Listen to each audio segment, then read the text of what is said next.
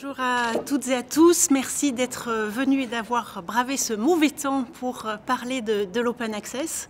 Alors l'Open Access à AMU, c'est une longue aventure. Donc ça fait déjà 5 ans que nous avons commencé cette aventure de l'Open Access à AMU, sous l'impulsion à l'époque de Marin Dacos, donc qui est le directeur du Cléo, qui porte notamment revue.org, Calenda, Open Book Edition, qui a contacté le VP Recherche de l'époque, Denis Bertin, pour lui dire mais il faut absolument que l'université rentre dans ce mouvement de l'Open Access et s'engage dans cette démarche-là. Donc on a commencé à l'époque à constituer un petit groupe de travail.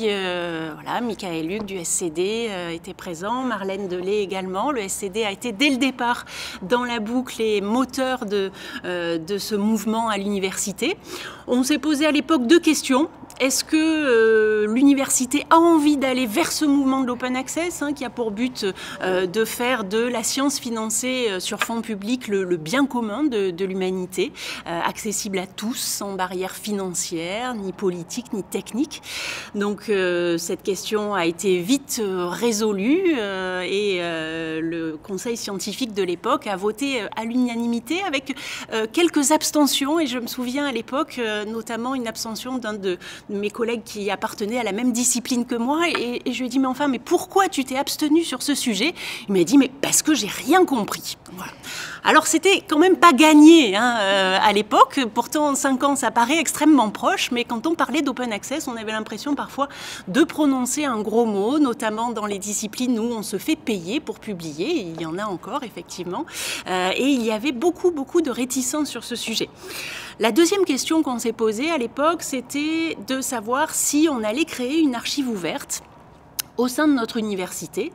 Et là, la question était double. Est-ce qu'on allait créer une archive locale, c'est-à-dire en créant notre propre logiciel, en développant notre propre logiciel, comme l'avaient fait certaines universités, dont l'université de Liège à l'époque, ou est-ce qu'on allait se tourner vers une archive nationale de type HAL? Donc on a reçu un certain nombre de personnalités de l'Open Access, notamment Bernard Rentier, le recteur de l'université de Liège, qui a été un acteur extrêmement moteur dans ce domaine.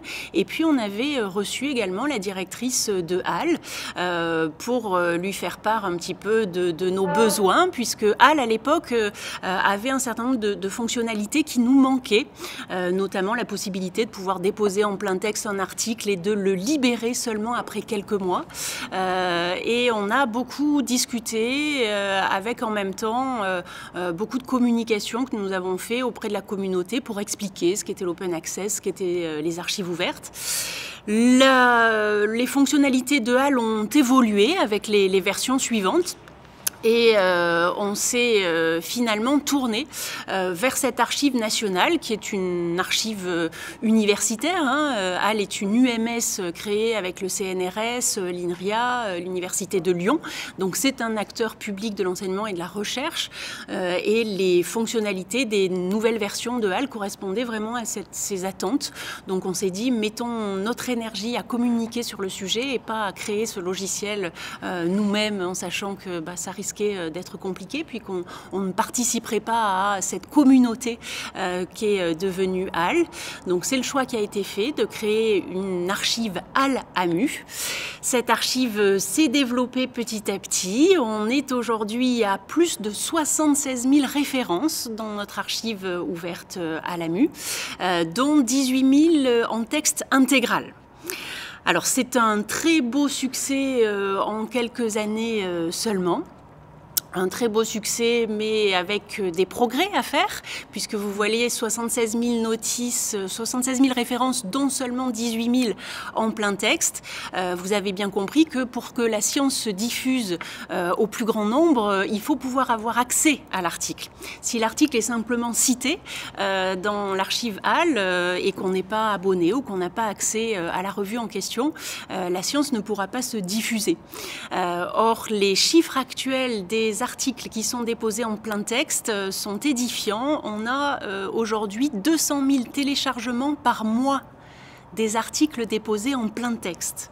Donc vous voyez en termes de diffusion de la connaissance l'impact que cela peut avoir. Les auteurs le disent assez souvent, ils sont contactés par des chercheurs à l'autre bout de la Terre qui s'intéressent à leurs articles. Donc cet effet-là ne peut être reçu que par le dépôt d'articles en plein texte. Alors évidemment, pour aider à ce développement, le bonus est là. Hein. Il y a eu très clairement un effet bonus. Vous verrez sur les graphiques, vous avez une augmentation du nombre de dépôts juste au moment où on calcule le bonus pour les unités de recherche. Donc on a choisi à AMU d'appliquer la carotte et pas le bâton. Il y a beaucoup d'universités et surtout d'organismes de recherche qui n'évaluent les enseignants-chercheurs plus que sur les articles déposés dans l'archive ouverte. Donc on n'a pas voulu aller sur des solutions de ce type, mais plutôt sur une incitation au dépôt, et c'est l'objet du bonus. Et Karine Douguarin vous en parlera tout à l'heure. Donc le bonus a aidé. La loi numérique nous y aide aussi aujourd'hui, puisqu'il n'y a plus aucun obstacle juridique au dépôt de ces articles en plein texte. Philippe Mouron vous en parlera tout à l'heure avec Isabelle Gras. Vous verrez qu'aujourd'hui, outre le respect de ce délai d'embargo de 6 mois pour les sciences dites exactes et de 12 mois pour les SHS, tout article financé sur fonds publics dans une revue peut aujourd'hui être déposé en plein texte dans l'archive ouverte. Donc vous écrivez un article dans une revue qui ne souhaite pas avoir de politique en libre accès, puisque certaines souhaitent libérer leurs articles dès le début. Vous pouvez déposer votre article et dire il ne sera lisible en plein texte que dans 6 mois ou dans 12 mois. Donc vous avez cette possibilité-là. Après, vous ne vous en occupez plus et HAL fait le reste. Donc vous voyez qu'on a beaucoup avancé ces derniers temps avec des enjeux extrêmement importants. L'enjeu de l'open access, c'est évidemment la transmission au plus grand nombre des connaissances scientifiques. C'est aussi pour nous de lutter contre l'hégémonie des éditeurs qui ont constitué de véritables oligopoles en rachetant toutes les petites maisons d'édition et qui maintenant nous font payer fort cher les articles qui sont écrits par nos propres enseignants-chercheurs. Nous allons bientôt entamer les négociations avec Elsevier. AMU paye chaque année, pour être abonné aux revues d'Elsevier, plus d'1 200 000 € annuels. Donc c'est aujourd'hui payé par le ministère qui le retranche de notre dotation. Le coût de nos abonnements numériques dépasse les 2 500 000 € annuels à AMU. Nous avons la chance d'avoir une université qui n'a pas baissé sa dotation aux bibliothèques. Sachez que pour beaucoup, les abonnements ont diminué, voire parfois les abonnements papier ont été supprimés. Il y a dans certaines universités plus de budget pour acheter des ouvrages papier ou des revues papier. Donc ce sont les étudiants qui font des appels aux dons pour pouvoir acheter ces ouvrages. Donc on arrive à des situations extrêmement complexes face à des éditeurs qui réalisent des bénéfices qui se chiffrent en milliards de dollars. Et je parle de bénéfices, je ne parle pas de chiffre d'affaires. Donc on a des bénéfices qui sont sans rapport avec le travail qui est réalisé par ces éditeurs. Donc aujourd'hui, il y a une prise de conscience internationale de cette situation. On en parle beaucoup en ce moment. Vous avez peut-être entendu parler de l'appel de Jussieu qui traite de ces questions-là parce que nous allons recommencer les négociations. Toutes les universités aujourd'hui ont conscience que nous devons être extrêmement unis face à ces enjeux. AMU va signer également cet appel de Jussieu. La CPU a fait une déclaration en ce sens également. Il faut que nous soyons tous unis face à ce bras de fer. C'est un véritable bras de fer avec les éditeurs qui nous amènera peut-être à des coupures d'accès puisque c'est leur arme de dire bah voilà, vous voulez baisser les prix, non, bah nous non, bah on vous coupe les accès.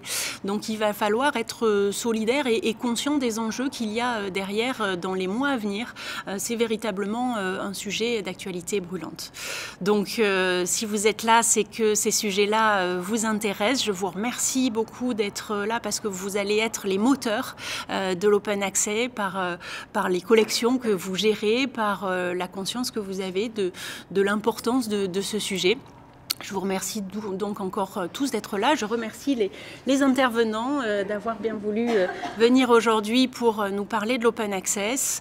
Et je remercie Joanne Bertil, directeur du SCD, qui est toujours partant pour que le SCD soit un moteur de ce sujet dans notre université. Merci Marlène, merci Isabelle, merci Mickaël, merci à toute l'équipe qui fait de ce sujet une réalité dans notre université.